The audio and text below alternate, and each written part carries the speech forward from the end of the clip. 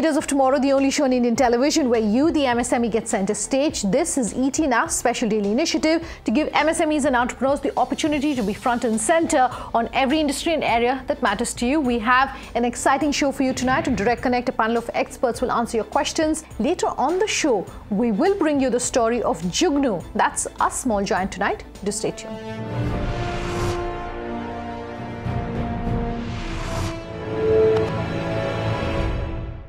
On Direct Connect tonight, Prabhakar Dalal, the former ED of the Exim Bank, as well as Manish Bansal, CEO of SME Value Advisors, answer all the questions that our viewers have sent to us earlier. Do stay tuned. At the end of this show, we'll tell you how you too can send us your questions for our experts.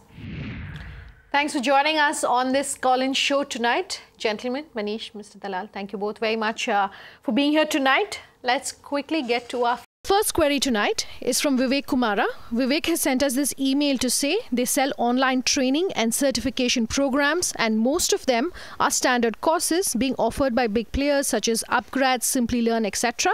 These are almost at similar prices, he says. His question tonight for our experts is how he can differentiate himself from his competitors without offering any discounts and yet drive a strong brand in terms of referrals and word-of-mouth marketing so that his bottom line is always strong without any cash burn. He says his is a bootstrap startup. We've had the likes of an Upgrad on our show previously, and perhaps what went a long way with them is that they were one of the front runners in the business. That said, one, if you could answer Vivek's question specifically, but two, also talk about branding and marketing for MSMEs, because there will always be a larger competitor to sort of compete with. Vivek runs this online training and certification course, and there are big players also in that field. So how does he distinguish his own company or the services that he provides? He has to create his own USP, maybe in terms of quality, after-sales services, communication, pricing. There has to be some distinguishing aspect to his business if he has to really succeed and go ahead of the competition. So unless that is done, it's difficult. So I think marketing can be done through various channels like social media, for example. Sure. Sunanda, this business, if you see, they are very similar products and very competitive pricing, right? Some large guys maybe at the pan-India level, smaller guys at the regional level, right? So essentially when it comes to the small businesses, I would always work, whenever I work with these companies, I will say don't try to go to pan-India because your resources are limited.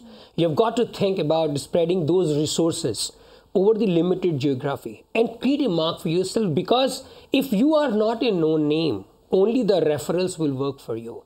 If you have the happy customer and that customer basically speaks for you, I don't think you need anything else, beyond that. My request to Vivek would be define his circle of influence and relationship or the geography or the segment very clearly. Don't try to be everything to everyone, right? Focus only can get him somewhere and then basically take up. Scale up step by step rather than trying to do everything together. Vivek, thanks very much for that query. Our next query is an email coming to us from Aditya Raj. Aditya says that he's a platform where designers, YouTubers, Instagram celebrities, etc., who love to design their own merchandise can come to their designing studio and design clothing merchandise and sell it at the desired price to fans, etc. He says the challenge he faces is a lack of apparel suppliers in Ranchi, where he's based. He says logistics companies do not provide COD in small towns or villages where most orders are cash on delivery only. He wants to know if there's a lack of accelerator programs. He says there's a lack of accelerator programs and investors in tier 3 towns. Three-part question on this one. Great question. If you can, break it up into each of those and answer them. Yeah, he's based in Ranchi, and that is a handicap in terms of there are no apparel suppliers in Ranchi. Secondly, the logistics suppliers don't provide goods on COD basis, and therefore, I cannot suggest that he should move out of Ranchi to a place where apparel is available at cheap prices and without having to spend on transportation and other costs. If he can do that, nothing like that. But if he can't do that, then he has to have larger working capital, because he has to supply goods he has to receive the apparel from other sources and where he has to make payment on COD basis. Sure. So he should convince his suppliers that COD should be accepted. See, Sunanda, if I see the first question, the COD, he's saying that where we sell, customers are basically intending to pay the COD. And that's where there is a problem. So this is first problem he's talking about, and I don't think there's a solution other than talking to the logistics company. Wherever he is working, he has to have more communication and dialogue saying, look, that's what my customers want, figure out if you can offer that opportunity or that service. Sure. There is nothing else which one can do. Okay. Second part, when he's talking about the angel investors, I would essentially say anyone who gives the money is an angel. So not necessarily you have to have a title called angel. So, and there in Ranchi, there will be people who would be looking to invest money. And because we work in Ranchi, we know several investors, and I'm sure if he stands up, he can also find several investors. He talked about accelerator. Essentially means someone who can handhold. They may not be sort of called titled accelerator. Otherwise, I would essentially say that anyone who is a businessman who is running could be a guiding force and could be a good accelerator in terms of guiding, mentoring, or answering his specific questions, you know. So we have to seek accelerator. We have to seek that guide and the mentor. He has to stand up, I guess, and spend some time figuring out how to connect with sort of called businessmen in the community in Ranchi and people who have money and looking to invest. I would essentially encourage him to do all that stuff because as a businessman, one has to do all this. Okay. Aditya, you have a unique and an innovative business idea, and the person that you need to then get in touch with definitely is Manish if you're based in Ranchi. But the suggestion is that don't have hard defined definitions when it comes to, say, angel, etc. Anyone who is willing to help you, particularly since you're based in Ranchi, should be someone that you reach out to.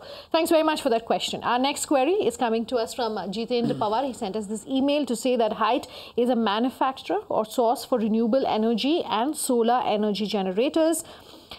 His question tonight for our experts, he says, regarding Indian startups and businesses, the one that he wants to ask investors and other successful business owners is that they see many startups from developed countries get funded even when they're at an idea stage. But he says it's impossible in India to do so. Let me come to you first, Manish.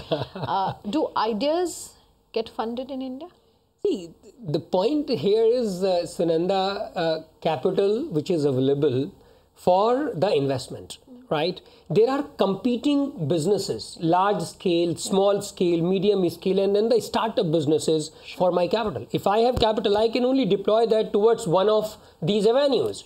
Now, if I see as an investor, if there are so many growth-oriented businesses available to me, right, they are at a juncture wherein the little bit of capital can do wonders, right? Why should I basically take a bet on the startup? That's a question to ask, right? Because my capital is scarce, I have to deploy that in the most prudent manner. Not just because someone is having a startup business and asking for my capital, I have to put that capital. No, not at all. So in India, because there are so many opportunities in so-called SME segment, people, if have an access to the SME, will deploy that capital there rather than deploying to the initial stage business. Because you have to differentiate in startup and SME businesses like a small sapling and a plant which is ready to give you the fruits. The question you have to ask is, where will you put your capital or your bet? I will always put the capital or the bet on the plant or a tree which is grown up to produce the fruits, because sapling can have many more risks. Many of these startups have still not seen the success. Many of them are still living on the investors' money. They have not migrated from the investors' money to the customers' money. That transition is very important for someone to say, look, there are the 10 startups which have basically converted themselves from so-called investors' money or migrated from investors' money to the customer money, and you can look at me as well. I don't see many success stories. The largest of the largest today are also living upon the oxygen provided by the investors. So that culture, that demonstrated proof is still not enough, which can give me the comfort saying that, look, fund the ideas. So it may come up, but for that to happen, there has to be the so-called exhaustive so-called SME opportunities for me, and second, some track record of the startups which have migrated from investors to the customers' money. Then only we probably will see people funding at the idea stage. But I think we are very far from there. Don't incubators then fund ideas which are, I mean, businesses which are at the idea stage? A mere idea is not sufficient because many people will have many ideas. It should be translated into a solid business plan, which can then be proposed to investors. And also at the idea stage, if you're expecting funds, either equity or loan, it's difficult to get funds because first you should have your own funds to some extent, and then only when you have, you are off the ground, then only you should expect some funds by way of equity or loan. Mere idea is very difficult to mobilize funds. All right. Thanks very much for sending us that, Jitendra. Completely out of time on this episode. Gentlemen, it's always such a pleasure that both of you could come down to our studios. Thank you so much. Thank you. Time for a break. On the other side, Jugnoo coming up on our Small Giant segment. Do stay tuned.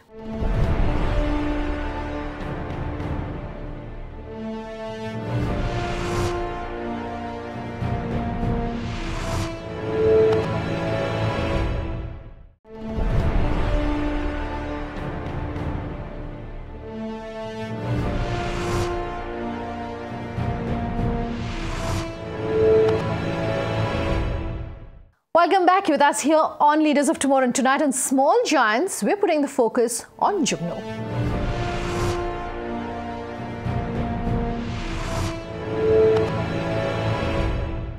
In today's world of click and conquer, on-demand services are becoming popular every passing day, and tapping into this growing market is Chandigarh-based Jugnoo that started as an auto rickshaw aggregator but has now become synonymous with efficient on-demand hyperlocal services. Shubhangi Sinha caught up with the co-founder to bring you their story. Take a look.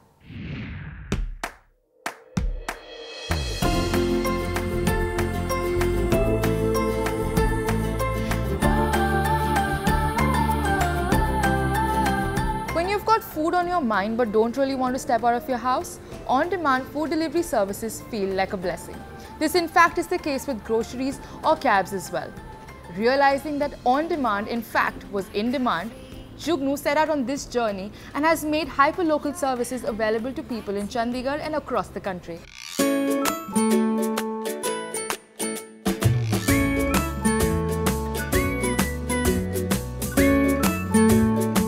Back in 2014, Jugnoo started out as an on-demand auto rickshaw aggregator and has expanded its delivery portfolio ever since. With customer comfort at affordable costs at the heart of its vision, Jugnoo has been able to make lives of service providers easier as well. Madam, जुगनू से पहले भी हम auto ही चलाते थे, तो उसमें ये है भाई हमें वेट करना पड़ता था। फिर जुगनू से हमारा कांटेक्ट हुआ। जुगनू ने कहा आपको हम वेट नहीं करना पड़ेगा, हम फ़ोन पर ही काम देंगे और जल्दी जल्दी राइड मिलेगी।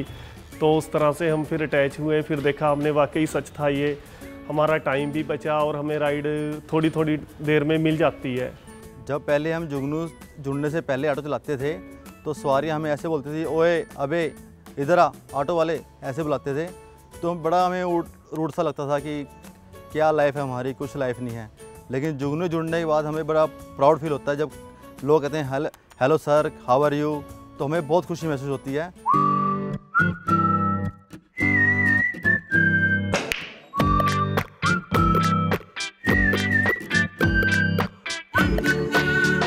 At Jugnoo's vibrant Chandigarh office, the aim of touching 1 billion lives is almost palpable, an effect which is certainly top-down given its CEO Samar Singla's disposition. Jugnoo started as an on-demand auto aggregation company.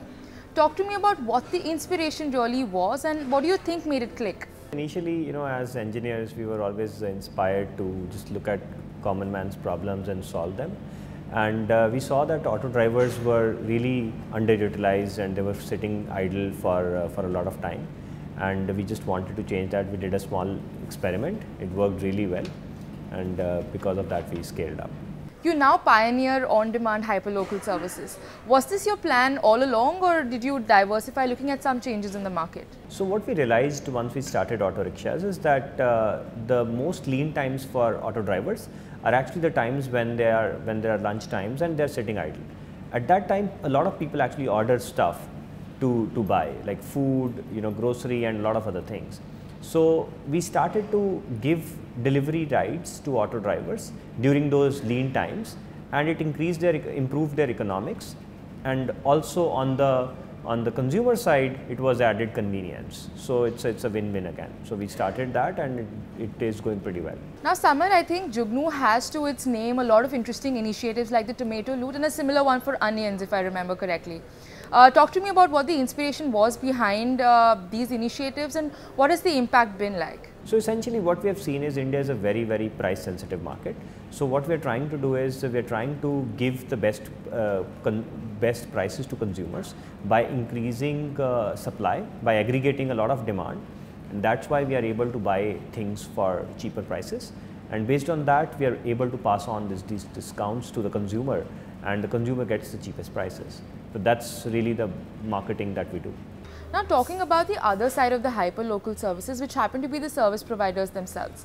Now aggregators like you have been able to create very competitive price points in the market. How do you ensure that your service providers are in fact incentivized properly? So I think there are three components to it. One is economics, make sure their income increases, that's the basic level. Second is have an emotional connect, because you have to connect with people as people, not just as drivers, not just as employees, right? And third is to educate them that this change is not just going to increase their income or increase their social status, but going to change their lives. Like this smartphone that we provide them is changing the way their kids get educated and stuff like that. So it's an emotional connect. Now talking about the hyper-local services market and the industry in general, you're able to work with the existing infrastructure, which is not the case essentially with larger e-commerce players. So in that case, what do you think are the few advantages that players like you have over somebody like Flipkart or an Amazon? I think when we compare ourselves to Flipkart and Amazon, the biggest advantage we have is delivery time. Right? Whatever Flipkart and Amazon deliver in 3 to 4 days, we are able to deliver it in less than 2 hours. I'll give you an example. If you want a book in Mumbai and you get it shipped from Bangalore, it doesn't really make sense. But at the same time, when the book is already sitting on a with a bookshop in Mumbai, so what we try to do is we try to find out what you want, which is available in a 5 to 10 kilometer radius of where you are. And that is what differentiates us from Amazon and Flipkart. It's a very top-down model as opposed to a bottom-up model. Now, Jugnoo has a footprint across the country.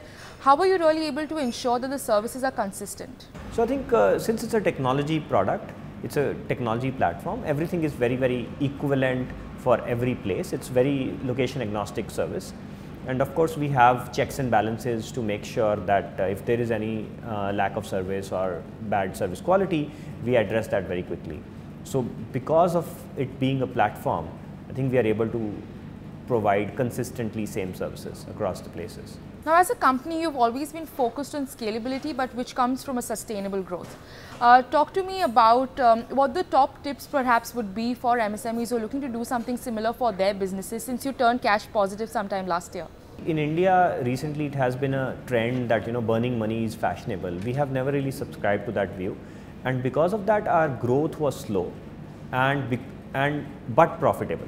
So I think my tip would be that it's okay to grow slowly, because in the beginning if you grow slowly but sustainably, eventually the J curve or the fast growth will come and things will take care of themselves.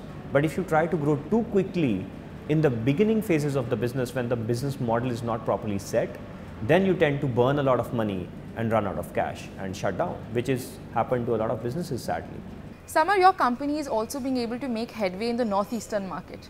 What are your expansion plans really looking like for the next 5 years perhaps? So here's what we think we will be doing in the next 5 years. One, I think we'll be the biggest hyper-local delivery network in the country, because we have the biggest fleet when it comes to the hyper-local setting, and there's a lot of demand in the country, and we are hoping that we can fulfill that all. So we are hoping to be about 20 times the size that we are today in 5 years from now, and the majority of those transactions will be coming from delivery. Secondly, I think a lot of model level changes will happen, which is essentially we are looking at ways to give ownership to our driver fleet in the company. It's a very, very radical approach by which you can actually lock in the loyalty of the drivers. right? This is an approach that nobody really has followed or tried in India, and I think not really in the world also. At least no tech company has started this. So to think of it like going back to the cooperative days, right? But doing it through technology, right? Can we build a cooperative of 5 million drivers who own a certain part of the company, so decision making and ownership is completely distributed. At the same time, they are working as one company.